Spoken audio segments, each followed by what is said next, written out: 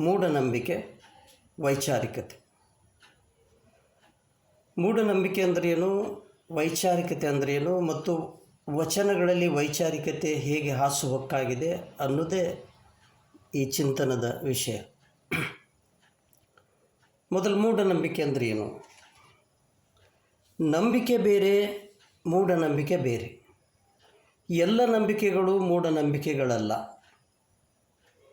ಯಾವ ನಂಬಿಕೆಗೆ ಆಧಾರವಿಲ್ಲವೋ ಆ ನಂಬಿಕೆ ಮೂಢನಂಬಿಕೆ.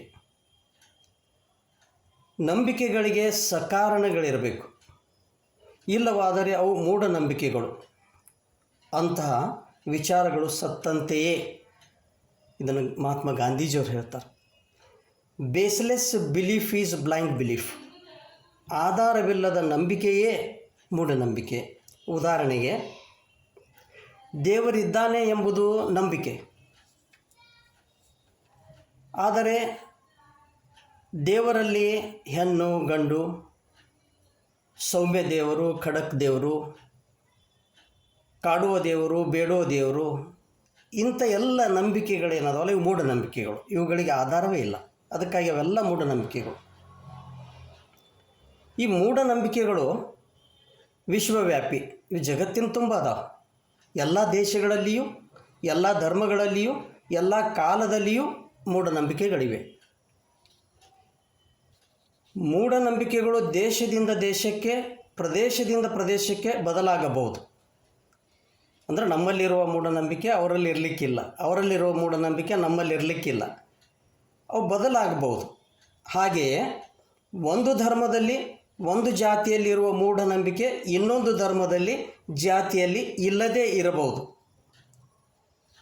ಕೆಲವು ಮೂಢನಂಬಿಕೆಗಳು, ಒಂದು ಲಿಸ್ಟ್ ನೋಡೋಣ. ಪ್ರಚಲಿತ ಮೂಢನಂಬಿಕೆಗಳು ಯಾವುವು?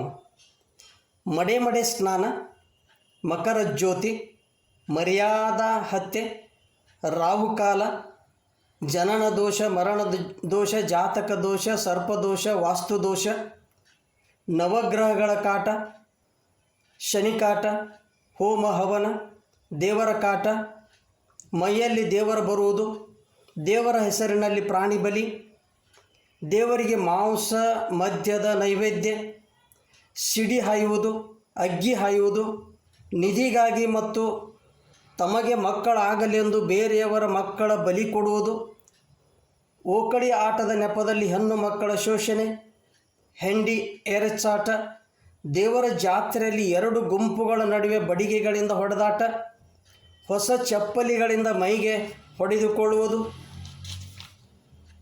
ಕುಂಭಮೇಳದಿಂದ ಪುಣ್ಯ ಪ್ರಾಪ್ತಿಯಾಗುವುದು ಎಂಬ ನಂಬಿಕೆ, ದೇವಿ ಹೆಸರಿನಲ್ಲಿ ಮುತ್ತು ಕಟ್ಟಿಕೊಳ್ಳುವುದು, ಜಡೆ ಬಿಡುವುದು, ದೇವರ ಕುರಿ ಕಾಯುವುದು. ಆಮೇಲೆ ದಕ್ಷಿಣ ಭಾರತದ ಮಂದಿರಗಳಲ್ಲಿ ತಲೆಯ ಮೇಲೆ ಬಟ್ಟೆ ಧರಿಸಿ ದೇವರಿಗೆ ನಮಸ್ಕರಿಸುವುದು ಅಶುಭವಾದರೆ, ಉತ್ತರ ಭಾರತದಲ್ಲಿ ಧರಿಸದಿದ್ದರೆ ಅಶುಭ. ಒಂದು ಕಡೆ ಹಾಗೆ, ಒಂದು ಕಡೆ ಹೀಗೆ. ಮೈ ಮೇಲೆ ಬಟ್ಟೆ ಇರಬಾರ್ದು, ದೇವರಿಗೆ ಹೋಗಬೇಕಾದ್ರೆ ತಲೆ ಮೇಲೆ ಇರಬಾರ್ದು ಅಂತ ದಕ್ಷಿಣ ಭಾರತದಲ್ಲಿ ಅವು ಇರಬಾರ್ದು, ಇಲ್ಲಿ ಇರಬೇಕು. ಈ ರೀತಿ ಮೂಢನಂಬಿಕೆಗಳು ಸಾಕಷ್ಟಿದೆ. ಇನ್ನು ಈ ಮೂಢನಂಬಿಕೆಗೆ ಇನ್ನಷ್ಟು ಹೇಳ್ಬೇಕಂದ್ರೆ, ಈ ಭದ್ರಕಾಳಿ ದೇವತೆಗೆ ಬೈಗುಳ ಅಭಿಷೇಕ ಅಂತ, ಇದೊಂದು ಒಮ್ಮೆ ಯಾವಾಗ ಟಿ ವಿದೊಳಗೆ ನೋಡಿದ್ದೀವಿ ನಾವು. ಬೈಗುಳದ ಅಭಿಷೇಕ ಯಾರಿಗೆ? ದೇವರಿಗೆ. ಇದೊಂದು ಎಂಥ ಮೂಢನಂಬಿಕೆ ನೋಡಿರಿ.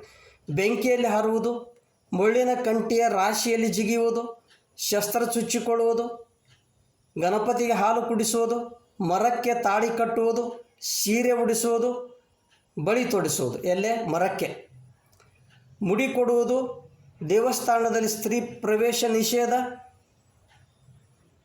ಮಗ ಕೊಳ್ಳಿ ಇಟ್ಟರೆ ಮಾತ್ರ ಮೋಕ್ಷ. ಹೀಗೆ ನಾವು ನೋಡ್ತಾ ಹೋದರೆ ಸಾಕಷ್ಟು ಮೂಢನಂಬಿಕೆಗಳನ್ನು ನಾವು ಸುತ್ತಲೂ ನೋಡ್ತೀವಿ. ಇವುಗಳಿಗೆ ಕಾರಣ ಏನು? ಮೂಢನಂಬಿಕೆಗಳ ಕಾರಣ ಏನಂತಂದ್ರೆ, ಒಂದು ಮೊದಲಿನಿಂದ ನಡ್ಕೋತ ಬಂದದ, ಅದನ್ನು ವಿಚಾರ ಮಾಡಲಾರ್ದ ಅದನ್ನು ಅಂಧಾನುಕರಣೆ, ಅದನ್ನು ಮುಂದುವರಿಸ್ತಾ ಹೋಗೋದು ಒಂದು. ಮತ್ತೊಂದು ಭಯ.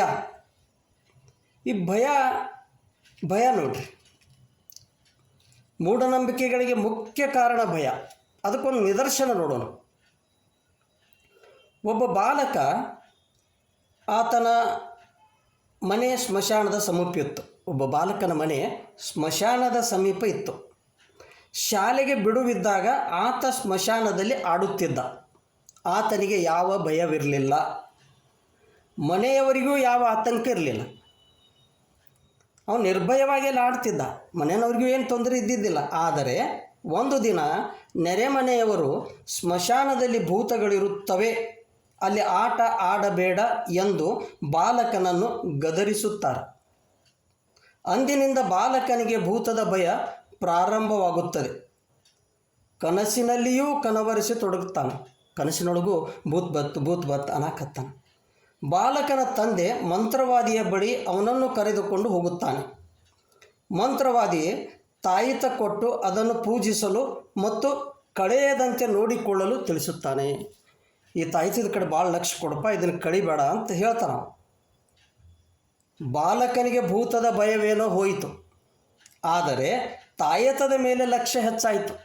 ಭೂತದ ಭಯ ಹೋತು, ಅದರ ತಾಯಿತ ಎಲ್ಲರೇ ಕಳೆದಿತ್ತಂತ ಹೇಳಿ ಅದರ ಮೇಲೆ ಲಕ್ಷ್ಯ ಕೊಡಕತ್ತಾನ. ತಾಯಿತ ಕಳೆದೀತು ಎಂಬ ಭಯದಿಂದ ಸದಾ ತಾಯಿತವನ್ನೇ ನೋಡಿಕೊಳ್ಳತೊಡಗಿದ. ಆಟ ಪಾಠದ ಕಡೆಗೆ ಗಮನ ಕಡಿಮೆ ಆಗತೊಡಗಿತು. ಶಿಕ್ಷಕರು ಈ ವಿಷಯವನ್ನು ಬಾಲಕನ ತಂದೆಗೆ ತಿಳಿಸುತ್ತಾರೆ. ತಂದೆಗೆ ಬಹಳ ಆತಂಕವೆನಿಸುತ್ತದೆ. ಒಂದು ದಿನ ಅವನು ಬಾಲಕನನ್ನು ಕರೆದು, ಸ್ಮಶಾನದಲ್ಲಿ ಯಾವ ಭೂತವಿಲ್ಲ, ಈ ತಾಯತದಲ್ಲಿ ಯಾವ ಶಕ್ತಿ ಇಲ್ಲ, ನೀನು ಮೊದಲಿನಂತೆ ಧೈರ್ಯದಿಂದಿರು ಎಂದು ಅವನ ಕೊರಡಿನಲ್ಲಿದ್ದ ತಾಯಿತವನ್ನು ಕಿತ್ತಿ ಹಾಕುತ್ತಾನೆ. ಆಗ ಬಾಲಕ ಮೊದಲಿನಂತೆ ಧೈರ್ಯದಿಂದ ಇರತೊಡಗಿದ. ಇದೇ ರೀತಿಯಾಗಿ ಆಷಾಢಭೂತಿಗಳು ಜನರಲ್ಲಿ ಇಲ್ಲದ ಭಯ ಹುಟ್ಟಿಸಿ ಅದರ ನಿವಾರಣೆಗಾಗಿ ಅರ್ಥವಿಲ್ಲದ ಪರಿಹಾರಗಳನ್ನು ನೀಡುತ್ತಾರೆ. ಜನರು ಆ ಪರಿಹಾರಗಳಲ್ಲಿ ತೊಡಗಿ ಸಮಾಧಾನ ಶಾಂತಿಯನ್ನು ಕಳೆದುಕೊಂಡು ಸದಾ ಸಂಶಯದಲ್ಲಿ ಬದುಕುತ್ತಾರೆ. ಇದು ಭಾಳ ಇಂಪಾರ್ಟೆಂಟ್ ಅದ.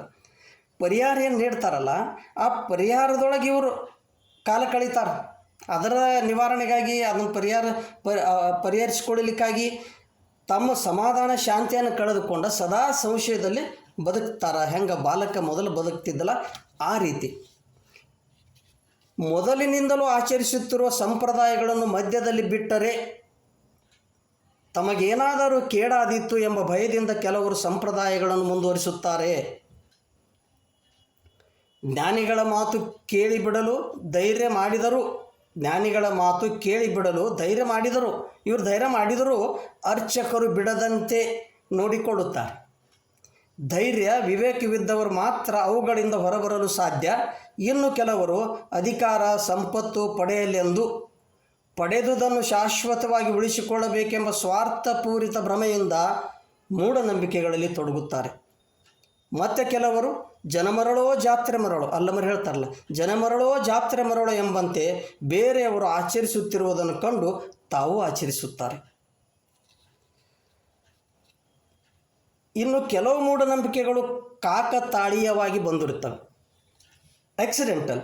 ಅದಕ್ಕೆ ಉದಾಹರಣೆ ನೋಡ್ರಿ, ಒಂದು ಉದಾಹರಣೆ ಸಿಂಪಲ್. ಇಂಥ ಸಾಕಷ್ಟು ಉದಾಹರಣೆ ತಾವು ನೋಡಿರ್ತೀರಿ. ಒಂದು ಉದಾಹರಣೆ ಏನಂದ್ರೆ, ಆತ ಒಬ್ಬ ವ್ಯಾಪಾರಿ, ಆದ್ದರಿಂದ ನಿತ್ಯ ಒಳ್ಳೆಯ ಲಾಭದ ನಿರೀಕ್ಷೆ. ಹೊಸ ಅಂಗಡಿ ಮಾಡಿದ ಮೊದಲ ಕೆಲವು ದಿನಗಳ ಕಾಲ ವ್ಯಾಪಾರ ಅಷ್ಟಕ್ಕಷ್ಟ ಆಯಿತು. ಒಂದು ದಿನ ಅಂಗಡಿಯ ಬೀಗ ತೆಗೆಯಲು ಮುಂದಾಗಿದ್ದ.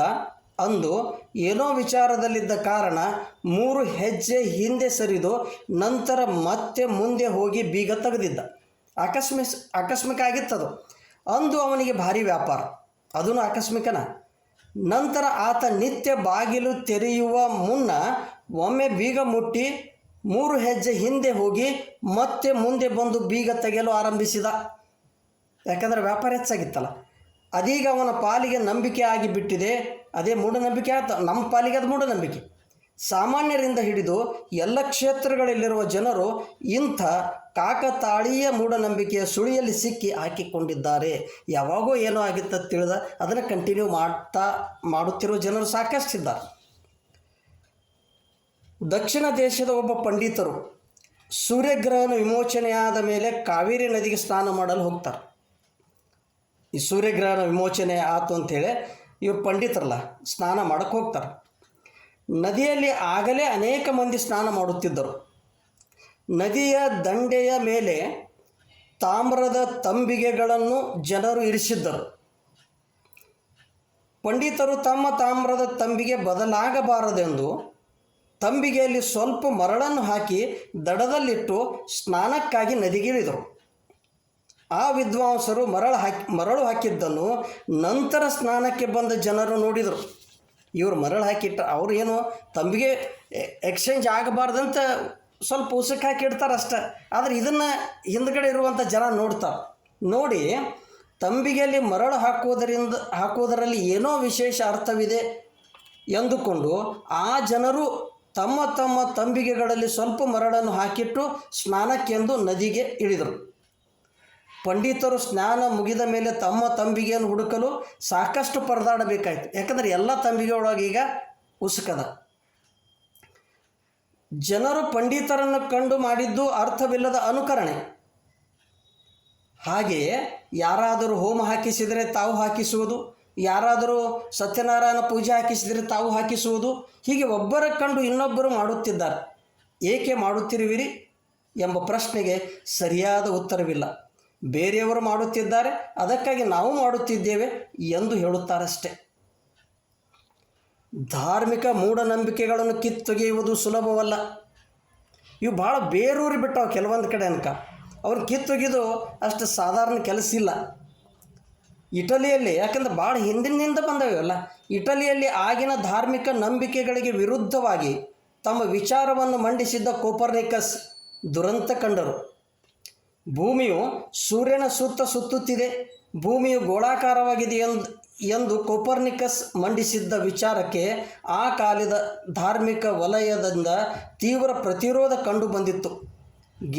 ಗೆಲಿಲಿಯೋ ಕೂಡ ಕೋಪರ್ನಿಕಸ್ಸನ ವಿಚಾರವಾದಿಯನ್ನೇ ಎತ್ತಿ ಹಿಡಿದು ಧಾರ್ಮಿಕ ವಲಯದಿಂದ ಪ್ರತಿರೋಧ ಕಂಡರು. ಭೂಮಿಯ ಸುತ್ತ ಸೂರ್ಯ ಸುತ್ತುತ್ತಿದೆ, ಚಪ್ಪಟೆಯಾಗಿರುವ ಭೂಮಿಯು ನಿಂತಲ್ಲೇ ನಿಂತಿದೆ ಎಂಬ ಆಗಿನ ಧಾರ್ಮಿಕ ನಂಬಿಕೆಯನ್ನು ಗೆಲಿಲಿಯೋ ಪರಿಣಾಮಕಾರಿಯಾಗಿ ಪ್ರಶ್ನಿಸಿದ್ದನು. ಗೆಲಿಲಿಯೋ ತನ್ನ ವೈಯಕ್ತಿಕ ಬದುಕಿನಲ್ಲಿ ಆ ಕಾಲದ ಧಾರ್ಮಿಕ ಮತ್ತು ಸಾಂಪ್ರದಾಯಿಕ ಮೌಢ್ಯಗಳನ್ನೆಲ್ಲ ಧಿಕ್ಕರಿಸಿದ ಬಂಡಾಯಗಾರ. ಅವನ ಚಿಂತನೆ ಧಾರ್ಮಿಕ ನಂಬಿಕೆಯನ್ನು ಸುಳ್ಳು ಮಾಡಿತು. ಆದರೆ ಅವನಿಗೆ ತೊಂದರೆ ಕೊಟ್ಟರು ಅವರು. ಆದರೆ ಅದು ಮುಂದೆ ಅವನ ಧಾರ್ಮಿಕ ನಂಬಿಕೆಯನ್ನು ಸುಳ್ಳು ಮಾಡ್ತದೆ. ಧಾರ್ಮಿಕ ನಂಬಿಕೆಗಳ ವಿರುದ್ಧ ಸತ್ಯವನ್ನು ಮಂಡಿಸಿದ ಹಲವು ವಿಜ್ಞಾನಿಗಳು, ದಾರ್ಶನಿಕರು, ಶರಣರು ದುರಂತ ಅನುಭವಿಸಿದ್ದು ಒಂದು ದೊಡ್ಡ ದುರಂತ. ಸತ್ಯದ ಅರಿವಾದಾಗ ಅವರನ್ನು ಪೂಜಿಸುತ್ತಾರೆ, ಗೌರವಿಸುತ್ತಾರೆ. ಮಗು ಆಟದ ಗೊಂಬೆಯನ್ನು ಬಿಗಿಯಾಗಿ ಅಪ್ಪಿಕೊಂಡಿರುವಂತೆ ಜನರು ಮೂಢನಂಬಿಕೆಗಳನ್ನು ಅಪ್ಪಿಕೊಂಡಿರುವುದೇ ಇದಕ್ಕೆ ಕಾರಣ. ಮೂರ್ಖತನವನ್ನು ಬಿಟ್ಟು ವಿವೇಕದತ್ತ ಸಾಗದಿರುವುದೇ ಇಂಥ ದುರಂತಗಳಿಗೆ ಮೂಲ. ವಿಜ್ಞಾನ ಬೆಳೆಯುತ್ತದೆ, ಆದರೆ ವೈಚಾರಿಕ ಮನೋಭಾವ ಕ್ಷೀಣಿಸುತ್ತಿದೆ. ಇನ್ನು ವೈಚಾರಿಕತೆ ಅಂದರೆ ಏನು? ಸ್ವಲ್ಪ ವೈಚಾರಿಕ ಮನೋಭಾವಕ್ಕೆ ಬರೋಣ. ಅದು ಯಾಕಂದ್ರೆ ಅದು ಕ್ಷೀಣಿಸುತ್ತಿದೆ ಅಂತ ಅಂದಮ್ಯಾಗ ಮೊದಲು ವೈಚಾರಿಕತೆ ಅಂದರೆ ಏನು, ಅದರ ಲಕ್ಷಣಗಳೇನು ಅಂತ ಸ್ವಲ್ಪ ನೋಡೋಣ. ಇದೆಲ್ಲ ಮೂಢನಂಬಿಕೆಗಳು. ಇನ್ನು ವೈಚಾರಿಕತೆ ಅಂದರೆ ಏನು? ವೈಚಾರಿಕತೆ ಎಂದರೆ ವಿಚಾರಶೀಲತೆ, ಚಿಂತನಶೀಲತೆ. ಎಲ್ಲವನ್ನೂ ಯಥಾವತ್ತಾಗಿ ಒಪ್ಪಿಕೊಳ್ಳದೆ ಪ್ರಶ್ನಿಸಿ, ಪರೀಕ್ಷಿಸಿ, ತಾರ್ಕಿಕವಾದುದನ್ನು ಮಾತ್ರ ಒಪ್ಪಿಕೊಳ್ಳುವುದೇ ವೈಚಾರಿಕತೆ. ಅಂದರೆ ವೈಚಾರಿಕತೆಯ ಮುಖ್ಯ ಲಕ್ಷಣಗಳು ಯಾವುವಂತಂದ್ರೆ ಪ್ರಶ್ನಿಸುವುದು, ಪರೀಕ್ಷಿಸುವುದು ಮತ್ತು ತೆರೆದ ಮನಸ್ಸು. ಯಾವುದನ್ನು ಪ್ರಶ್ನಿಸದೆ ಒಪ್ಪಿಕೊಳ್ಳಬಾರದು, ಯಾವುದನ್ನು ಪ್ರಶ್ನಿಸದೆ ನಾವು ಒಪ್ಪಿಕೊಳ್ಳೇಬಾರದು. ಅದು ವೈಚಾರಿಕತೆ ಮೊಟ್ಟ ಮೊದಲ ಒಂದು ಲಕ್ಷಣ. ಯಾಕಂದರೆ ಎಷ್ಟೇ ದೊಡ್ಡವರಾಗಿರಲಿ, ವಿದ್ವಾಂಸರಾಗಿರಲಿ, ಅವರು ಹೇಳಿದ್ದೆಲ್ಲ ಸತ್ಯವಾಗಿರಬೇಕಾಗಿಲ್ಲ. ಅವರ ಹೇಳಿಕೆಗಳು ತಾರ್ಕಿಕವಾಗಿದ್ದರೆ ಮಾತ್ರ ಒಪ್ಪಿಕೊಳ್ಳಬೇಕು, ಇಲ್ಲದಿದ್ದರೆ ಪ್ರಶ್ನಿಸಬೇಕು. ಹಾಗೆಂದು ವಾದ ಮಾಡುವುದಲ್ಲ. ಹಾಗೆಯೇ ಎಷ್ಟೇ ಪುರಾತನ ಪ್ರಸಿದ್ಧ ಧರ್ಮಗ್ರಂಥಗಳು ಏನೇ ಹೇಳಿರಲಿ ಅವು ಎಲ್ಲ ಕಾಲಕ್ಕೂ ಸತ್ಯ ಎಂದು ಯಾಂತ್ರಿಕವಾಗಿ ನಂಬಬಾರದು. ಪ್ರಶ್ನಿಸಬೇಕು, ತಾರ್ಕಿಕವಾಗಿ ಇದ್ದರೆ ಮಾತ್ರ ಒಪ್ಪಿಕೋಬೇಕು. ಎರಡನೇದು ಪರೀಕ್ಷಿಸುವುದು. ಎರಡನೇ ಲಕ್ಷಣ ಪರೀಕ್ಷಿಸುವುದು. ಎಲ್ಲವನ್ನು ಪರೀಕ್ಷಿಸಿ, ವಿಶ್ಲೇಷಿಸಿ, ತಾಳೆ ನೋಡುವುದರ ಮೂಲಕ ಸತ್ಯಾಸತ್ಯತೆಯನ್ನು ತಿಳಿದುಕೊಳ್ಳಬೇಕು. ಪರೀಕ್ಷಿಸದೆ ಯಾವುದನ್ನು ಒಪ್ಪಿಕೋಬಾರ್ದು. ಅದು ಎಲ್ಲರಿಗೆ ಅನ್ವಯಿಸ್ತಿರ್ಬೇಕದು. ಮತ್ತದು ಪರೀಕ್ಷೆಗೆ ಒಳಪಟ್ಟಿರಬೇಕು. ಸುಮ್ಮನೆ ಗಾಳಿ ಒಳಗೆ ಹುಟ್ಟಿದ್ರು, ಕಿವಿ ಒಳಗೆ ಹುಟ್ಟಿದ್ರು, ಆ ಪರೀಕ್ಷೆಗೆ ಒಳಪಡೋದಿಲ್ಲ ಅವೆಲ್ಲ. ಇನ್ನು ಮೂರನೇ ಲಕ್ಷಣ ಅಂತಂದ್ರೆ ತೆರೆದ ಮನಸ್ಸು, ಓಪನ್ ಮೈಂಡ್ ಅಂತೀವಲ್ಲ, ತೆರೆದ ಮನಸ್ಸಿರಬೇಕು. ಅಂದರೆ ಏನು? ಹೊಸ ಮಾಹಿತಿ, ಅನುಭವಗಳ ಆಧಾರದ ಮೇಲೆ ನಮ್ಮ ಅಭಿಪ್ರಾಯಗಳನ್ನು ಬದಲಾಯಿಸಿಕೊಳ್ಳಬೇಕು. ಇದಿದ್ದರೆ ಮಾತ್ರ ವೈಚಾರಿಕತೆ ನಮ್ಮಲ್ಲಿ ಬರ್ತದೆ. ಈಗ ಯಾರಾದರೂ ಬಂದು ಪ್ರವಚನದ ಮೂಲಕ ಸಿದ್ದೇಶ್ವರ ಪೌಳ ಅಂತವ್ರು ಹೇಳಿದ್ರೆ ಅಂತ ತಿಳ್ಕೊರಿ, ಇದಲ್ಲಪ್ಪ ನಮಗೆ ಓಪನ್ ಮೈಂಡ್ ಇರ್ಬೇಕು. ಹೌದು, ಇದು ನಾವು ಒಪ್ಕೋಬೇಕು. ಶನಿ ಕಾಡುವುದಿಲ್ಲ ಅಂತ ಹೇಳಕತ್ತಿರಲ್ಲ, ನಾವು ಒಪ್ಕೋಬೇಕು. ಆದರೆ ತೆರೆದ ಮನಸ್ಸಿರಲಿಲ್ಲ ಅಂತಂದ್ರೆ ಒಪ್ಕೊಳ್ಳೋದೇ ಇಲ್ಲ. ಸೊ ತೆರೆದ ಮನಸ್ಸು ಭಾಳ ಮುಖ್ಯದ. ಎಲ್ಲ ಕಾಲಕ್ಕೂ ನಮ್ಮ ಅಭಿಪ್ರಾಯಗಳೇ ನಿತ್ಯ ಸತ್ಯ ಎನ್ನುವ ಮೊಂಡವಾದಿಗಳು, ಹಠವಾದಿಗಳು ಆಗಬಾರದು. ನಾವು ಮೊಂಡವಾದಿಗಳಾದ್ರೆ ವೈಚಾರಿಕ ಪ್ರಜ್ಞೆ ನಮ್ಮಲ್ಲಿ ಬರುವುದಿಲ್ಲ. ಅದನ್ನೇ ನಾವು ಮೂಢನಂಬಿಕೆಯನ್ನು ಕಂಟಿನ್ಯೂ ಮಾಡ್ತಾ ಹೋಗ್ತೀವಿ. ಹಿಂದಿನವರು ನಮ್ಮ ಮಕ್ಕಳು ಮಾಡ್ತಾರೆ, ಮೊಮ್ಮಕ್ಕಳು ಮಾಡ್ತಾರೆ, ಅದನ್ನೇ ಮಾಡ್ತಾ ಹೋಗ್ತಾರೆ ಹೊರತು ಬದಲಾವಣೆ ಆಗುವುದೇ ಇಲ್ಲ ತೆರೆದ ಮನಸ್ಸಿರಲಿಲ್ಲ ಅಂತಂದರೆ. ಈಗ 2500 ವರ್ಷಗಳಿಂದ ಬುದ್ಧ ದೇವರು ಒಂದು ಮಾತು ಹೇಳ್ತಾರೆ ನೋಡಿ, ಎಂಥ ಅದ್ಭುತ ಮಾತು ಹೇಳ್ತಾರೆ. ಹೇಳಿದ್ದನ್ನೆಲ್ಲ ನಂಬಬೇಡ, ಸಂಪ್ರದಾಯವೆಂದು ನಂಬಬೇಡ, ನೀನು ಊಹಿಸಿಕೊಂಡದ್ದನ್ನೆಲ್ಲ ನಂಬಬೇಡ, ಕೇವಲ ಗೌರವ ದೃಷ್ಟಿಯಿಂದ ಉಪಾಧ್ಯಾಯರು ಹೇಳಿದ್ದನ್ನೆಲ್ಲ ನಂಬಬೇಡ. ಹಾಗಾದ್ರೆ ಏನು ನಂಬಬೇಕು ಅಂದ್ರೆ, ಏನು ಹೇಳ್ತಾರಲ್ಲ ಸಂಪ್ರದಾಯ ಅಂತ ನಂಬೇಡ, ಹೇಳಿದ್ದನ್ನು ನಂಬೇಡ. ಏನು ನಂಬಬೇಕಂದ್ರೆ ಎಲ್ಲವನ್ನು ಪರೀಕ್ಷಿಸಿ ವಿಶ್ಲೇಷಿಸಿ ಪ್ರಪಂಚದ ಎಲ್ಲ ಜನರಿಗೂ ಅನ್ವಯಿಸುವ ಮತ್ತು ಎಲ್ಲರಿಗೂ ಒಳ್ಳೆಯದನ್ನುಂಟು ಮಾಡುವ ತತ್ವಗಳನ್ನು ಮಾತ್ರ ಒಪ್ಪಿಕೋ. ಅವು ಜೀವನ ಪರ್ಯಂತ ನಿನಗೆ ಮಾರ್ಗದರ್ಶನ ನೀಡುತ್ತವೆ. 2500 ವರ್ಷಗಳ ಹಿಂದೆ ಬುದ್ಧ ಹೇಳಿದ್ದಾರೆ ಇದನ್ನ ಮಾತು. ಅಂದರೆ ಸಾರ್ವತ್ರಿಕ ಸತ್ಯ ಇರಬೇಕದು, ಅದು ಯೂನಿವರ್ಸಲ್ ಟ್ರೂತ್ ಇರಬೇಕು ಮತ್ತು ಎಲ್ಲರಿಗೆ ಹಿತವನ್ನುಂಟು ಮಾಡ್ತಿರ್ಬೇಕು, ಎಲ್ಲರಿಗೆ ಅಪ್ಲಿಕೇಬಲ್ ಆಗಿರಬೇಕು, ಎಲ್ಲರಿಗೆ ಹಿತವನ್ನುಂಟು ಮಾಡುವ ತತ್ವ ಇರಬೇಕು. ಅದನ್ನು ಒಪ್ಪಿಕೋ. ಉಳಿದಿದ್ದೆಲ್ಲ ಬಿಟ್ಕೋತ ಬಾ ಅಂದಾಗ ಮೂಢನಂಬಿಕೆ ಆಟೋಮೆಟಿಕಲಿ ಹೋಗ್ತಾವೆ. ವಿವೇಕಾನಂದರು ಹೇಳ್ತಾರೆ, superstition blind beliefs are sure signs of weak minded people. ಅಂದರೆ ವೀಕ್ ಮೈಂಡೆಡ್ ಪೀಪಲ್ ದ ಲಕ್ಷಣಗಳಿವು. ಅಂದ್ರೆ ಯಾವುವು? ಮೂಢನಂಬಿಕೆಗಳು, ಅಂಧಶ್ರದ್ಧೆಗಳು, ಮೂಢನಂಬಿಕೆಗಳು ದುರ್ಬಲ ಮನಸ್ಸಿನ ಲಕ್ಷಣಗಳಂತ ಹೇಳ್ತಾರೆ ವಿವೇಕಾನಂದರು.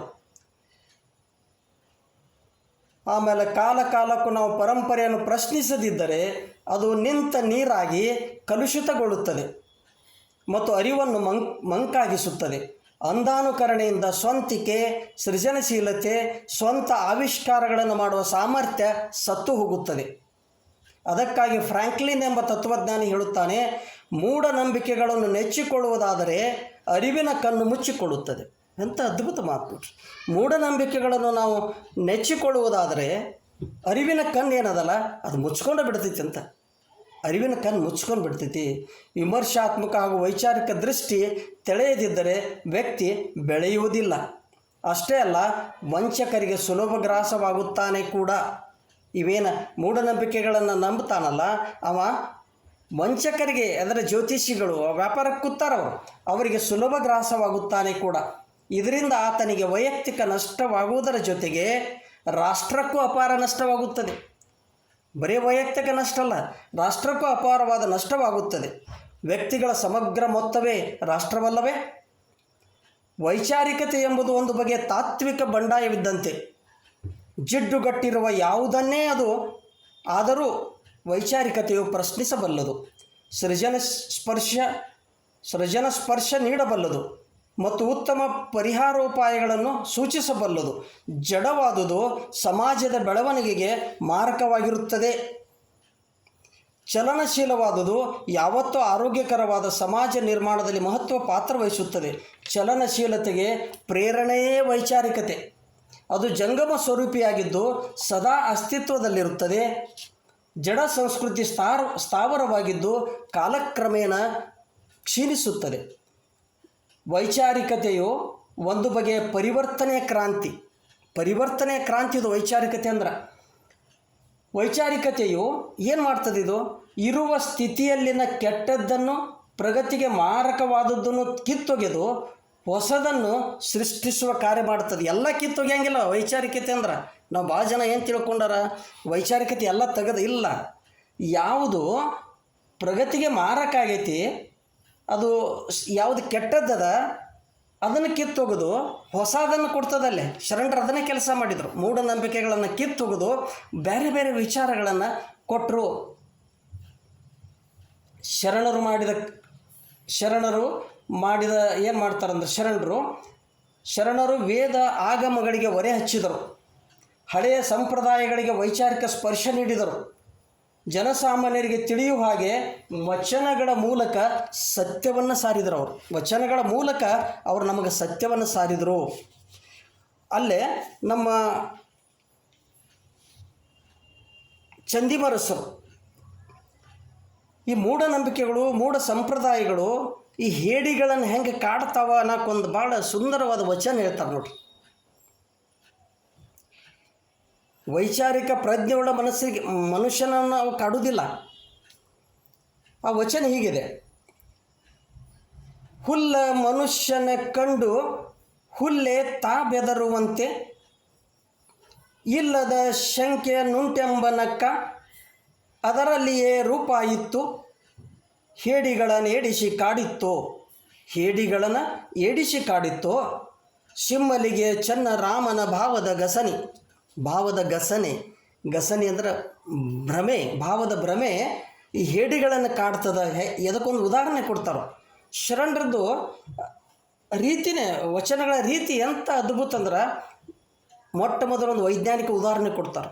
ಆ ಉದಾಹರಣೆ ಜೊತೆಗೆ ಒಂದು ಕನ್ಕ್ಲೂಷನ್ಗೆ ಬರ್ತಾರೆ. ಆ ಉದಾಹರಣೆ ಯಾವ್ದು ನೋಡ್ರಿ: ಹುಲ್ಲ ಮನುಷ್ಯನ ಕಂಡು ಹುಲ್ಲೆ ತಾ ಬೆದರುವಂತೆ. ಹುಲ್ಲ ಮನುಷ್ಯ ಅಂತಂದರೆ ಏನು? ರೈತರು ಹೊಲದಲ್ಲಿ ತಾವು ಬೆಳೆದ ಬೆಳೆಯನ್ನು ಕಾಡು ಪ್ರಾಣಿಗಳಿಂದ ರಕ್ಷಿಸಲು ಹುಲ್ಲಿನಿಂದ ತಯಾರಿಸಿದ ಮನುಷ್ಯನ ಆಕೃತಿಯನ್ನು ಬೆಳೆಯ ಮಧ್ಯದಲ್ಲಿ ನಿಲ್ಲಿಸುತ್ತಾರೆ. ಇದು ಹುಲ್ಲ ಮನುಷ್ಯ. ಹುಲ್ಲಿನಿಂದ ಒಂದು ಆಕೃತಿ ತಯಾರು ಮಾಡ್ತಾರೆ.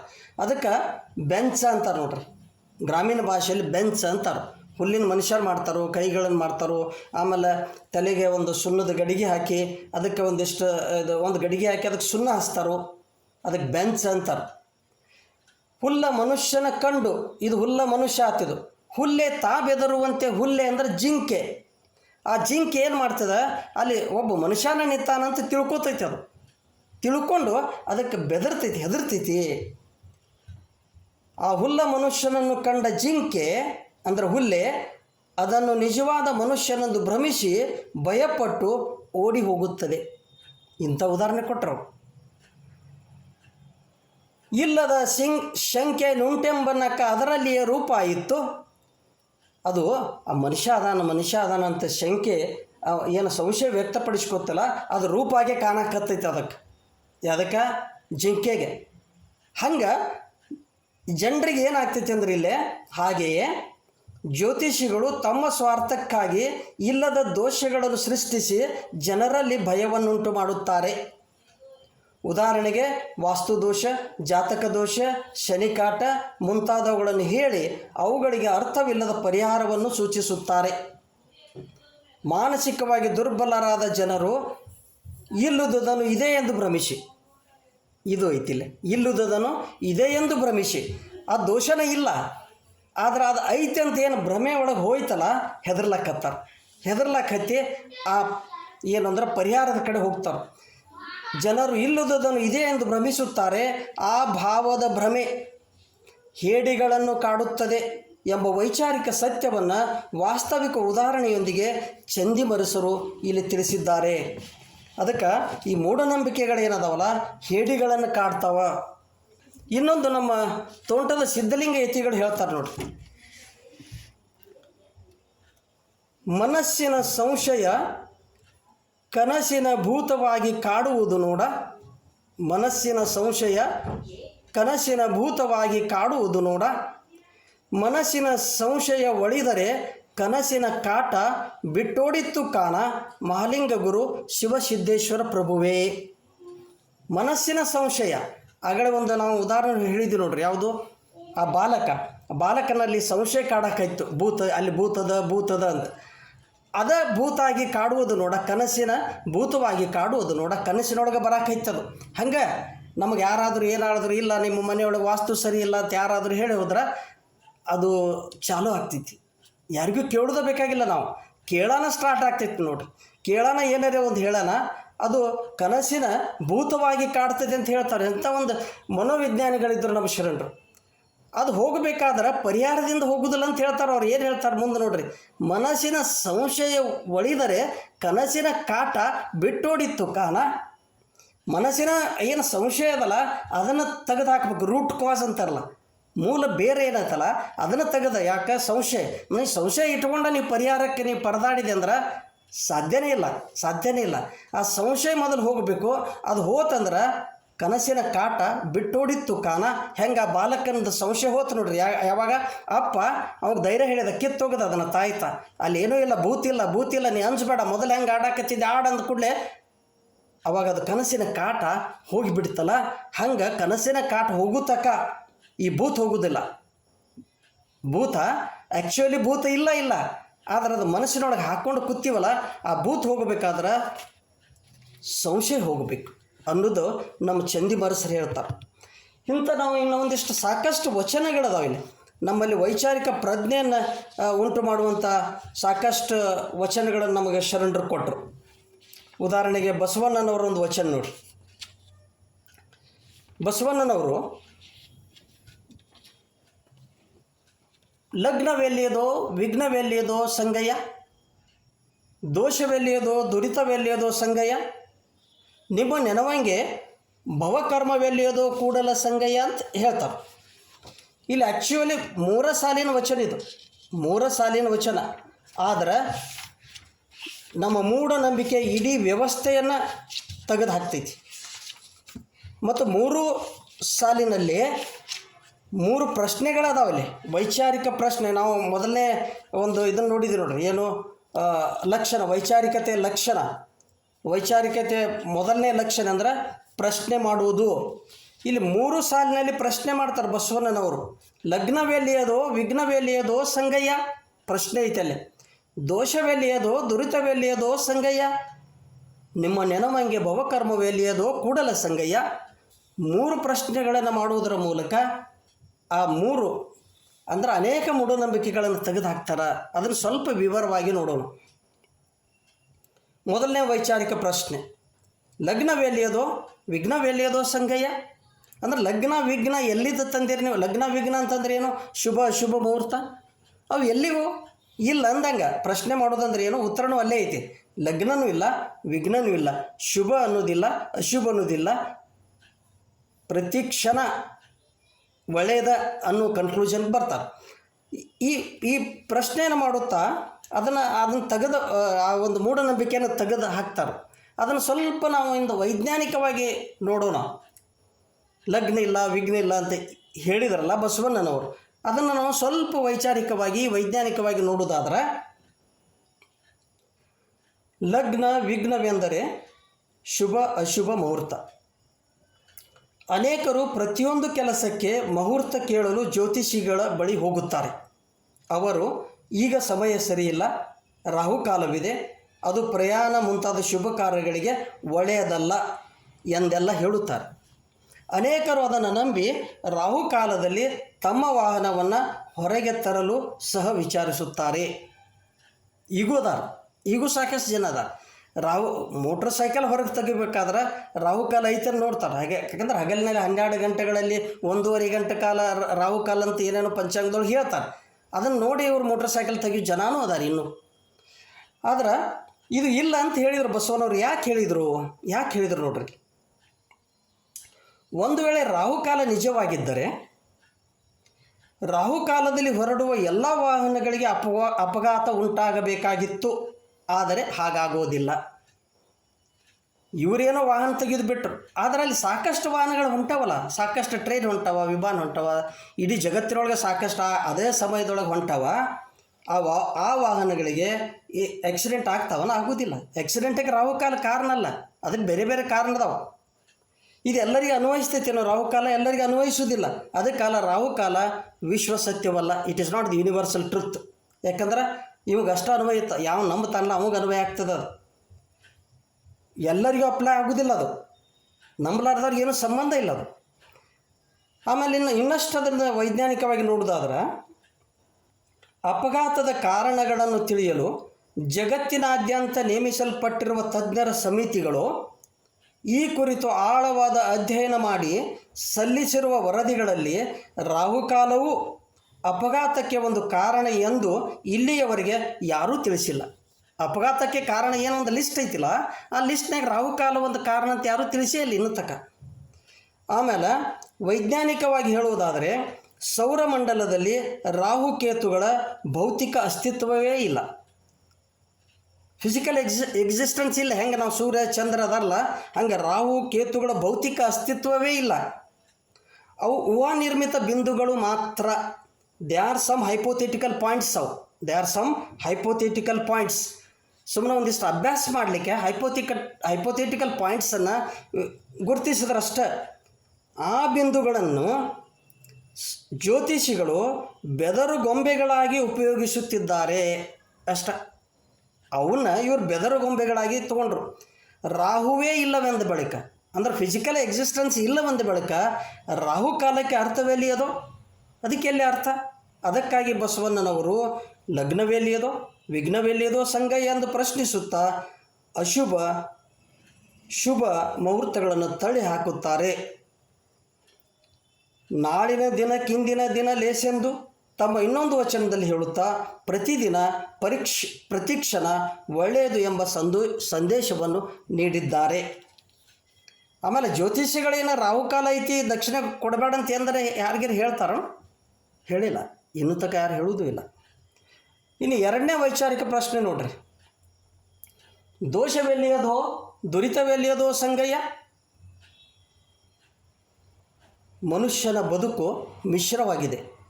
ಸುಖ ದುಃಖ, ಸೋಲು ಗೆಲುವು, ಲಾಭ ಹಾನಿ, ಮಾನ ಅಪಮಾನ ಬರುವುದು ಸಹಜ.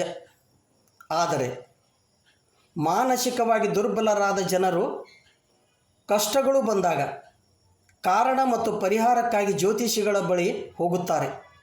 ಅವರು ಜನನ ದೋಷ, ಮರಣ ದೋಷ, ಜಾತಕ ದೋಷ, ಸರ್ಪದೋಷ, ವಾಸ್ತುದೋಷ ಮುಂತಾದ ದೋಷಗಳನ್ನು, ದೇವರ ಕಾಟ, ನವಗ್ರಹ ಕಾಟ, ಶನಿ ಕಾಟ ಮುಂತಾದ ದುರಿತಗಳನ್ನು ಹೇಳುತ್ತಾರೆ. ಇವ ದೋಷ ದುರಿತಂದ್ರೆ ಕಾಡಾಟ. ಇಲ್ಲದ ದೋಷಗಳನ್ನು ಸೃಷ್ಟಿಸಿ ಅವುಗಳಿಗೆ ಅರ್ಥವಿಲ್ಲದ ಪರಿಹಾರಗಳನ್ನು ಹೇಳುವುದು ಒಂದು ಬಗೆಯ ಧಾರ್ಮಿಕ ಭ್ರಷ್ಟಾಚಾರವಷ್ಟೇ. ಇದು ಒಂದು ಬಗೆಯ ಧಾರ್ಮಿಕ ಭ್ರಷ್ಟಾಚಾರನ. ಈ ದೋಷ ದುರಿತಗಳು ಅವೈಜ್ಞಾನಿಕವಾಗಿವೆ. ಹೇಗೆಂದರೆ ಇದ್ರ ಬಗ್ಗೆ ಸ್ವಲ್ಪ ನೋಡೋಣ. ಇವ್ಯಾವ ದೋಷ ಇಲ್ಲ, ಯಾವ ದುರಿತಿಲ್ಲ ಅಂತ ಬಸವಣ್ಣನವ್ರು ಹೇಳಿದರು. ನಮ್ಮ ಕನ್ಕ್ಲೂಷನ್ ಕೊಟ್ಟುಬಿಟ್ಟಾರ. ಅವರು ಯಾಕಿಲ್ಲ ಅನ್ನೋದು ಸ್ವಲ್ಪ ವೈಜ್ಞಾನಿಕವಾಗಿ ನೋಡೋಣ. ಜನನ ದೋಷಕ್ಕೆ ಬರೋಣ. ಹುಟ್ಟಿದ ಮಗು ದೇವರ ಸಮಾನವೆನ್ನುತ್ತಾರೆ. ಆದರೂ ಮಗು ಹುಟ್ಟಿದ ಮುಹೂರ್ತ ಕೇಳಲು ಹೋಗುತ್ತಾರೆ. ಹೇಳುವವರು ಹುಟ್ಟಿದ ಸಮಯ ಸರಿಯಿಲ್ಲ, ಹುಟ್ಟಿದ ಮಗುವಿನ ಮುಖವನ್ನು ತಂದೆ ನೋಡಬಾರದು, ನೋಡಿದರೆ ತಂದೆಗೆ ತೊಂದರೆ ಇದೆ, ಹಲವರಿಗೆ 1 ತಿಂಗಳು ಕೆಲವರಿಗೆ 3 ತಿಂಗಳು ಮುಖ ನೋಡಬಾರದೆಂದು ಹೇಳುತ್ತಾರೆ. ಜ್ಯೋತಿಷ್ಯ ಪಂಚಾಂಗದ ಗುಲಾಮನಾಗಿ ತನ್ನ ಮಗುವಿನ ಮುಖವನ್ನು ನೋಡುವ ಸ್ವಾತಂತ್ರ್ಯವನ್ನು ತಂದೆ ಕಳೆದುಕೊಳ್ಳುತ್ತಾನೆ. ಅವ್ರು ಹೇಳಿದರು, ಇವು ಕೇಳಿದ. ಯಾಕಂದ್ರೆ ಪ್ರಶ್ನೆ ಮಾಡೋ ಮನೋಭಾವ ಸತ್ತು ಹೋಗಿಬಿಟ್ಟದಲ್ಲ. ಮಗುವಿನ ಮುಖವನ್ನು ತಾಯಿ ನೋಡಬಾರದೆಂದು ಇಲ್ಲಿಯವರೆಗೆ ಯಾರೂ ಹೇಳಿಲ್ಲ, ಹೇಳುವುದೂ ಇಲ್ಲ. ಏಕೆಂದರೆ ಹಾಗೆ ಹೇಳಿದರೆ ಅದು ನಡೆಯುವುದಿಲ್ಲ ಎಂಬುದು ಅವರಿಗೆ ಗೊತ್ತಿದೆ. ಇದು ಜನನ ದೋಷ. ಅಂದರೆ ಜನನ ದೋಷ ಇಲ್ಲ. ಮರಣ ದೋಷಕ್ಕೆ ಬರೋಣ.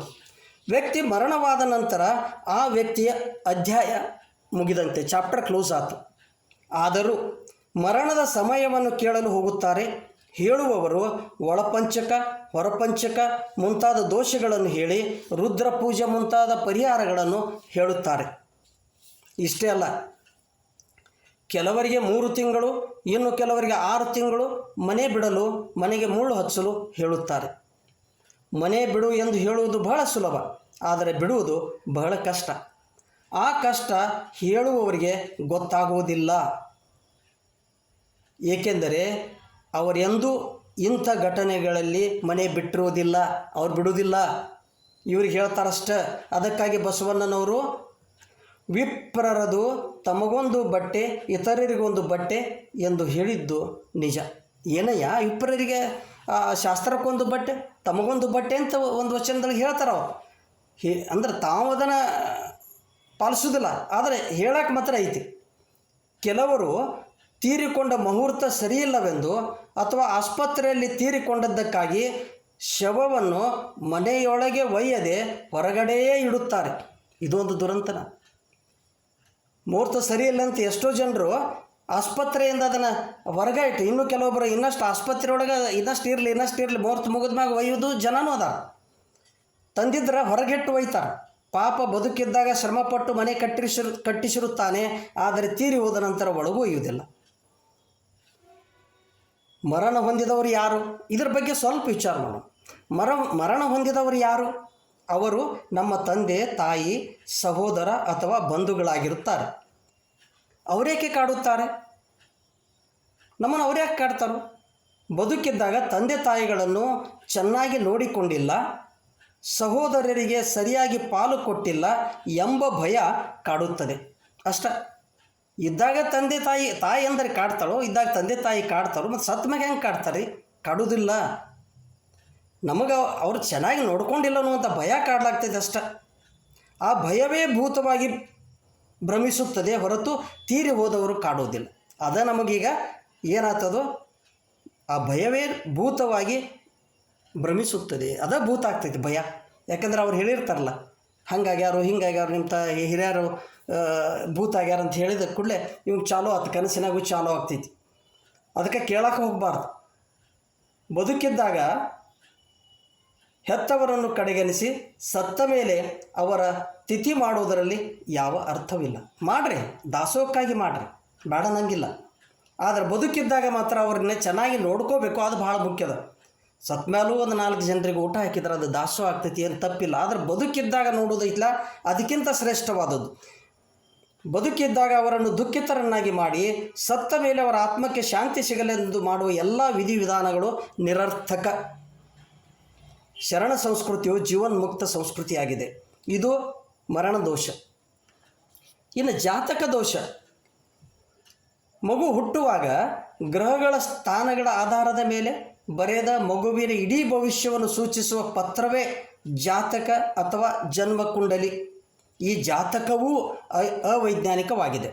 ಇದು ಜಾತಕ ದೋಷ ಅಂತ ಹೇಳ್ತಾರಲ್ಲ, ಇದು ಅವೈಜ್ಞಾನಿಕನ ಜಾತಕ. ಯಾಕಂದ್ರೆ ಜಾತಕವು ವೈಜ್ಞಾನಿಕವಾಗಿದ್ದರೆ ಸುನಾಮಿ, ಭೂಕಂಪ, ಅಪಘಾತ, ಕೊರೋನಾ, ಸಾಂಕ್ರಾಮಿಕ ರೋಗದಿಂದ ಸಾಯುವ ಸಹಸ್ರಾರು ಜನರೆಲ್ಲ ಸಾಯುವ ದಿನ ಒಂದೇ ಎಂದು ಅವರ ಎಲ್ಲ ಜಾತಕಗಳು ಸೂಚಿಸಬೇಕಾಗುತ್ತದೆ. ಆದರೆ ಪರೀಕ್ಷಿಸಿ ನೋಡಿದರೆ ಹಾಗಿರುವುದಿಲ್ಲ. ತಾವು ಪರೀಕ್ಷಿಸಿ ನೋಡಬಹುದು. ಒಂದು ವೇಳೆ ವೈಜ್ಞಾನಿಕ ಆಗಿದ್ದರೆ ಎಲ್ಲರದ್ದು ಸಾಯೋ ದಿನ ಒಂದೇ ಅಂತ ಅಥವಾ ಏಜ್ ಬರೆದಿರ್ಬೇಕಲ್ಲ, ಇಷ್ಟ ವಯಸ್ಸಿಗೆ ಸಾಯ್ತಾರಂತ, ಇಂದ ಸಾಯ್ತಾರಂತ, ಹಂಗೆ ಇರುವುದಿಲ್ಲ. ಪರೀಕ್ಷೆ ಮಾಡಿ ನೋಡುವುದಿಲ್ಲ ನಾವು.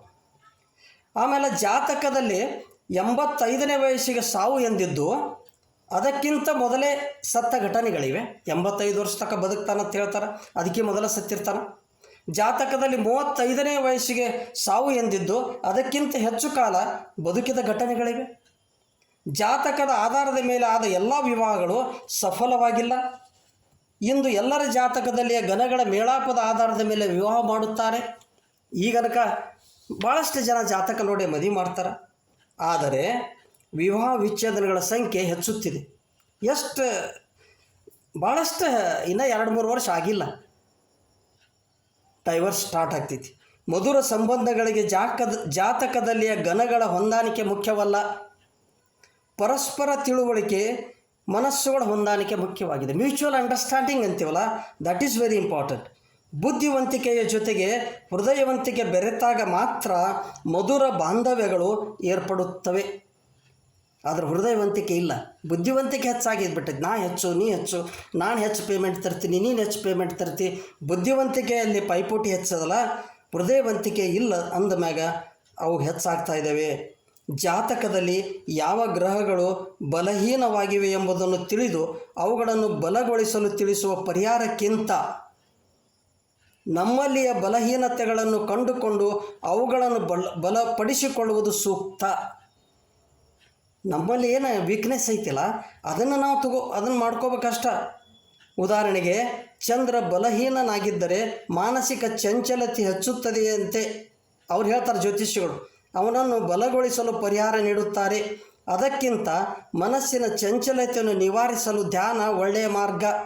ಶುಕ್ರ ಬಲಹೀನವಾಗಿದ್ದರೆ ಹೊಂದಾಣಿಕೆಯ ಸಮಸ್ಯೆ ಎಂದು ಹೇಳುತ್ತಾರೆ. ಪರಸ್ಪರ ತಿಳಿವಳಿಕೆ ನಂಬಿಕೆಯಿಂದ ಮಾತ್ರ ಹೊಂದಾಣಿಕೆ ಸಾಧ್ಯ. ಯಾರಿಗೆ ದೇಹ ಬಲವಿಲ್ಲ, ಮನೋಬಲವಿಲ್ಲ, ಅವರಿಗೆ ಚಂದ್ರ ಬಲ ಕೊಟ್ಟರೆ ಏನಾಗುವುದು? ಏನಾಗುವುದು? ಅವರಿಗೆ ದೇಹ ಬಲ ಇಲ್ಲ, ಮನೋಬಲ ಇಲ್ಲ, ಅವರಿಗೆ ಯಾವ ಬಲ ಕೊಟ್ಟರೆ ಏನಾಗೋದು? ಅಂದರೆ ಶರೀರ ಮನಸ್ಸು ದುರ್ಬಲವಾಗಿದ್ದರೆ ಹೊರಗಿನಿಂದ ಯಾವ ಬಲವನ್ನು ನೀಡಿದರೂ ಅಪ್ರಯೋಜಕ.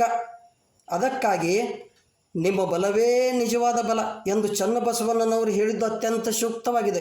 ಒಂದು ಅದ್ಭುತ ವಚನ ಹೇಳ್ತಾರೆ, ಭಾಳ ದೊಡ್ಡ ವಚನ ಅದು. ಇಲ್ಲ ಟೈಮ್ ಇದ್ರ ಸಲ ಬಿಡ್ತೀನಿ. ಅದು ಸ್ಟಾರ್ಟಿಂಗ್ ಏನೈತೆ ಅಂದ್ರೆ ನೋಡ್ಕೋಬೋದು. ಶಿವತಂತ್ರದಿಂದ ಸುಖ ದುಃಖಗಳು ಬರುತ್ತೀಯೋ ಎಂದರಿಯದೆ ಆ ವಚನದಲ್ಲೇ ಲಾಸ್ಟಿಗೆ ಹೇಳ್ತಾರೆ, ನಿಮ್ಮ ಬಲವೇ ನಿಜವಾದ ಬಲ. ಯಾವ ಚಂದ್ರ ಬಲ ಇಲ್ಲ, ಶುಕ್ರ ಬಲ ಇಲ್ಲ, ಗುರು ಬಲವಿಲ್ಲ, ಯಾಕಿಲ್ಲ ಅನ್ನೋದಕ್ಕೆ ಆ ವಚನದೊಳಗೆ ಭಾಳ ಚಂದ ವಿಶ್ಲೇಷಣೆ ಐತಿ. ಆ ಚಂದ ಬರ್ದಾರ. ಬದುಕಿನಲ್ಲಿ ಏರುಪೇರುಗಳು ಬರುವುದು ಸಹಜವೆಂದರಿಯದೆ ಜನರು ಪರಿಹಾರಕ್ಕಾಗಿ ಜ್ಯೋತಿಷಿಗಳ ಬಳಿ ಹೋಗುತ್ತಾರೆ. ಸೂರ್ಯಬಲ, ಚಂದ್ರ. ಓಕೆ, ಇದಷ್ಟು ಮುಗಿಸ್ಬಿಡ್ತೇನೆ ರೀ. ಇದೊಂದು ಮುಗಿಸಿ ಮಾನವನ ದೈನಂದಿನ ಚಟುವಟಿಕೆಗಳಲ್ಲಿ ಗ್ರಹಗಳು ಪ್ರತ್ಯಕ್ಷ ಭಾಗವಹಿಸುತ್ತಾ ಅವನಿಂದ ಲಂಚ ಕಾಣಿಕೆ ದೊರೆತಾಗ ಅವನಿಗೆ ಒಳ್ಳೆಯದನ್ನು ಕರುಣಿಸುತ್ತವೆ, ದೊರೆಯದಾಗ ಕೇಡನ್ನು ಬಯಸುತ್ತವೆ ಎಂದು ಹೇಳುವುದು ಹಾಸ್ಯಾಸ್ಪದವೆನಿಸುತ್ತದೆ. ನೋಡಿರಿ ಎಷ್ಟು ಚಂದ ಐತೆ ನೋಡ್ರಿ. ಮಾನವನ ದೈನಂದಿನ ಚಟುವಟಿಕೆಗಳಲ್ಲಿ ಗ್ರಹಗಳು ಪ್ರತ್ಯಕ್ಷ ಭಾಗವಹಿಸುತ್ತಾ ಅವನಿಂದ ಲಂಚ ಕಾಣಿಕೆ ದೊರೆತಾಗ ಅವನಿಗೆ ಒಳ್ಳೆಯದನ್ನು ಕರುಣಿಸುತ್ತವೆ, ದೊರೆಯದಾಗ ಕೇಡನ್ನು ಬಯಸುತ್ತವೆ ಎಂದು ಹೇಳುವುದು ಹಾಸ್ಯಾಸ್ಪದವೆನಿಸುತ್ತದೆ. ಜ್ಯೋತಿಷ್ಯದ ಮೂಲಕ ಜನರನ್ನು ಮೋಸಗೊಳಿಸುವವರ ಕುರಿತು 2500 ವರ್ಷಗಳ ಹಿಂದೆಯೇ ಬುದ್ಧದೇವ ಹೀಗೆ ಹೇಳಿದ್ದಾರೆ. ತಮ್ಮ ಉಪಜೀವನಕ್ಕಾಗಿ ಸ್ವಾರ್ಥ ದೃಷ್ಟಿಯಿಂದ ಗ್ರಹ ನಕ್ಷತ್ರಗಳ ಗತಿಸ್ಥಿತಿಗಳ ಮೇಲೆ ಭವಿಷ್ಯ ನುಡಿಯುತ್ತ ಜನರನ್ನು ಭಯಗ್ರಸ್ತರನ್ನಾಗಿ ಮಾಡಿ ಮೋಸಗೊಳಿಸುವವರನ್ನು ದೂರವಿಡಿ ಅಂತ ಹೇಳ್ತಾರೆ. ಇದು ಜಾತಕ ದೋಷ. ಇನ್ನು ಸರ್ಪದೋಷ ಕುರಿತು ನಾಳೆ ನೋಡೋಣ. ಆಮೇಲೆ ದುರಿತ, ದೇವರ ಕಾಡಾಟ, ಶನಿ ಕಾಟ, ಅದನ್ನು ನಾಳೆ ನೋಡುವಂತ ಹೇಳಿ ಇಲ್ಲಿವರೆಗೆ ವಿಚಾರಗಳನ್ನು ಹಂಚಿಕೊಳ್ಳಲಿಕ್ಕೆ ಅನುವು ಮಾಡಿಕೊಟ್ಟ ತಮಗೆಲ್ಲರಿಗೂ ವಂದಿಸುತ್ತಾ ನನ್ನ ಮಾತಿಗೆ ವಿರಾಮ ನೀಡುತ್ತೇನೆ. ಧನ್ಯವಾದಗಳು. ಧನ್ಯವಾದಗಳು ಶರಣಾರ್ಥಿಗಳು. ಅದ್ಭುತ ಅಪರೂಪವಾದಂತಹ ವಿಚಾರಗಳನ್ನ ಬಹಳ ಸುಂದರವಾಗಿ ಮಂಡಿಸಿದ್ರಿ. ಮೂಢನಂಬಿಕೆಗಳ ಹೆಂಗ ಇನ್ನೂ ಜೀವಂತಿಕೆಯನ್ನ ಮೆರಿತಾವೋ ಅವುಗಳ ಹಿಂದೆ ವೈಚಾರಿಕತೆ ಇದ್ದು ಹೋಗ್ತದ, ಅಥವಾ ವೈಚಾರಿಕತೆ ಇಲ್ಲದಂತಹ ಮೂಢನಂಬಿಕೆಗಳು, ವೈಚಾರಿಕತೆ ಇರಲಾರ್ದಂತಹ ಆಚರಣೆಗಳಿಗೆ ಕೊಡಲಿ ಏಟನ್ನ 12ನೇ ಶತಮಾನದಲ್ಲೇ ಶರಣರು ಯಾವ ರೀತಿಯಾಗಿ ಹಾಕ್ಯಾರ ತಮ್ಮ ವಚನಗಳ ಮೂಲಕ. ವಚನಗಳು ಅಂದ್ರ ಫಸ್ಟಿನ ದಿವ್ಸ ಹೇಳ್ಯಾರ, ವಚನಗಳು ಅಂದ್ರ ನಡೆ ನುಡಿ, ಅಥವಾ ನಿನ್ನೆ ತಿರಿಯಪ್ಪಜಿಯವರು ಹೇಳಿದ್ರು, ವಚನಗಳು ಅನ್ನೋದಕ್ಕ ಒಂದು ವೈಶಿಷ್ಟ್ಯತೆ ಅದಕ್ಕ. ಎಲ್ಲದಕ್ಕೂ ವಚನ ಅಂತಾನ ಅಲ್ಲಕ್ ಬರಂಗಿಲ್ಲ. ಯಾಕೆ ಶರಣರು ಅದನ್ನ ವಚನ ಅಂತ ಹೇಳಿ ಇಟ್ರು ಅನ್ನೋದನ್ನ ಬಹಳ ಸುಂದರವಾಗಿ ಅವರು ನಿನ್ನೆ ಹೇಳ್ಯಾರಲ್ಲ. ಹಂಗ 12ನೇ ಶತಮಾನದಲ್ಲಿ ಆ ವೈಚಾರಿಕ ಚಿಂತನೆಗಳನ್ನ, ವೈಚಾರಿಕ ನಡೆ ನುಡಿ ಸಿದ್ಧಾಂತವನ್ನ ನಡೆದಂತ ಒಂದು ದಿಟ್ಟ ಹೆಜ್ಜೆಗಳನ್ನ ಅವರು ವಚನಗಳ ರೂಪದಲ್ಲಿ ಇಟ್ಟಾರಲ್ಲ, ಅವುಗಳನ್ನ ಕೊಟ್ಟು ಬಹಳಷ್ಟು ಸುಂದರವಾಗಿ ಹೇಳಿದ್ರಿ. ಮತ್ತ ಎಲ್ಲರಿಗೂ ಆಚರಣೆ, ಈ ವೈಚಾರಿಕತೆ ಇರಲಾರ್ದಂತಹ ಮೂಢನಂಬಿಕೆಗಳನ್ನ ಅಥವಾ ಆಚರಣೆಗಳನ್ನ ನಾವು ಎಲ್ಲರೂ ಮಾಡ್ತಾರಲ್ಲ, ಅವೆಲ್ಲ ನೀವ್ ಹೇಳಿದ ಕೂಡಲೇ ಅವೆಲ್ಲ ಹೌದಪ್ಪ, ಅಸಹ್ಯ ಅನಿಸ್ಲಕತ್ತವ್ರನ್ನೆಲ್ಲ ಆಚರಣೆ ಮೊದಲು ಮಾಡಿದವ್ರಿಗೂನು ಅಸಹ್ಯ ಅನಿಸ್ಲಕತ್ತು ಅಂತ ಹೇಳ್ತಾ ಧನ್ಯವಾದಗಳು. ಅಪರೂಪವಾದಂತಹ ಒಂದು ಚಿಂತನ ತಮ್ದು. ಧನ್ಯವಾದಗಳು ಗುರುಗಳೇ. ಧನ್ಯವಾದಗಳು. ಇವತ್ತಿನ ವಿಷಯದ ಕುರಿತು ಯಾರಿಗಾದ್ರೂ ಏನಾದ್ರೂ ಕೇಳುವುದಿತ್ತು ಅಂದ್ರ ತಾವ್ ಹ್ಯಾಂಡ್ ರೈಸ್ ಮಾಡಿ ತಮ್ಮ ಅಭಿಪ್ರಾಯಗಳನ್ನ ವ್ಯಕ್ತ ಮಾಡಬಹುದು, ಒಂದಿಬ್ರು. ಯಾಕಂದ್ರ ವೇಳೆ ಬಹಳಷ್ಟು ಆಗೈತಿ. ಗುರುಮೂರ್ತಿ ಅಣ್ಣವರು ಹ್ಯಾಂಡ್ ರೈಸ್ ಮಾಡಿದಿರಿ. ತಾವು ತಮ್ಮ ಅಭಿಪ್ರಾಯಗಳನ್ನ ವ್ಯಕ್ತ ಮಾಡ್ರಿ.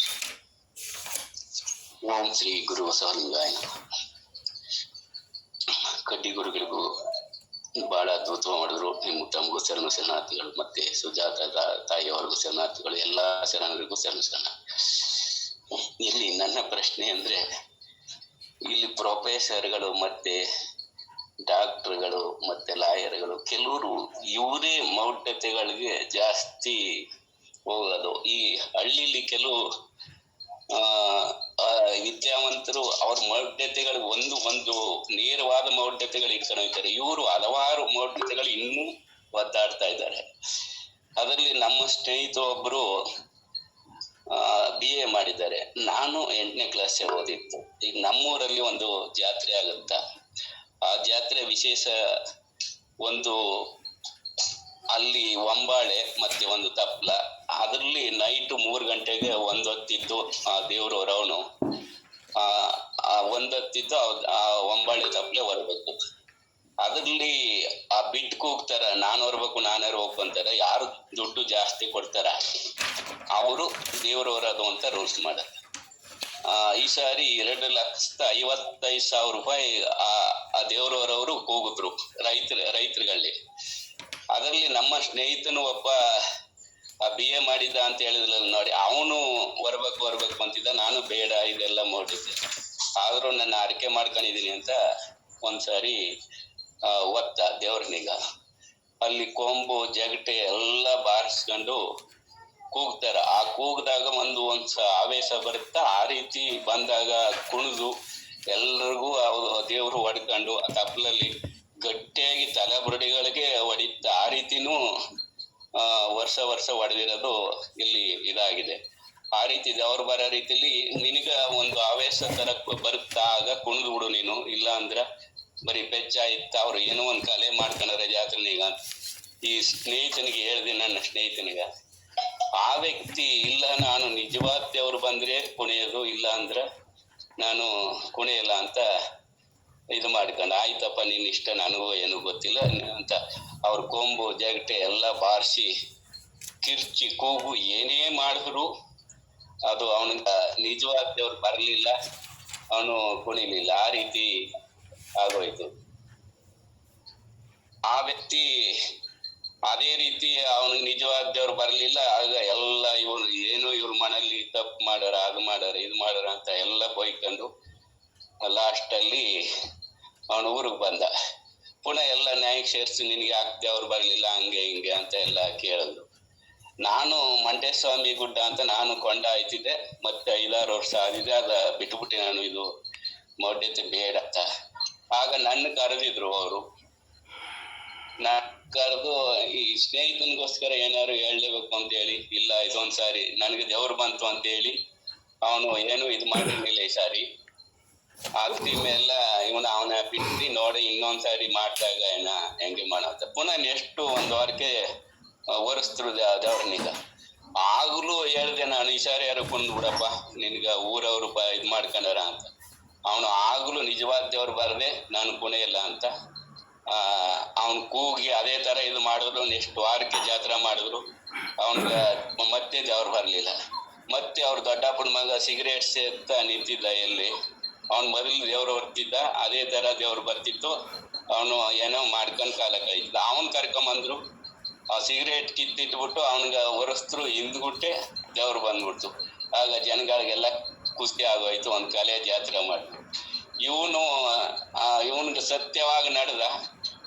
ಇವನ್ಗೆಲ್ಲ ದೇವ್ರು ಬರ್ನಿಲ್ಲ, ಇವ್ರ ಮನೇಲಿ ಹಂಗೆ ಹಿಂಗೆ ಅಂತ ದೊಡ್ಡ ಮೌಢ್ಯತೆಗಳನ್ನೇ ಓದಿರೋರು, ವಿದ್ಯಾವಂತರು, ಇವರೆಲ್ಲ ಮೌಢ್ಯತೆಗಳನ್ನೇ ಊರ್ಲಿ ಮುಖಂಡರುಗಳು ಇನ್ನೂ ಅದನ್ನೇ ಪಾಲಿಸ್ಕೊಂಡು ಹೋಗ್ತಾರೆ. ನೀವ್ ಹೇಳಿದ್ದು ಬಹಳ ಅದ್ಭುತ.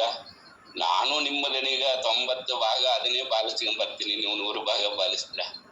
ಆದ್ರೆ ಇಲ್ಲಿ ಮೌಢ್ಯತೆಗಳು ಮುಂದಾಳುಗಳು ಏನು ಯಜಮಾನರುಗಳವ್ರ, ಅವ್ರದೇ ಜಾಸ್ತಿ ಮೌಢ್ಯತೆಗಳು. ಇದನ್ನೇ ಹೆಚ್ಚಿಸ್ಕೊಂಡು ಹೋಗ್ತಾರ. ಆ ದೃಷ್ಟಿ ಮೇಲೆ ನನ್ನ ಮನಸ್ಸಿಗೆ ಬಂದದ್ದು ಹೇಳಿದೆ.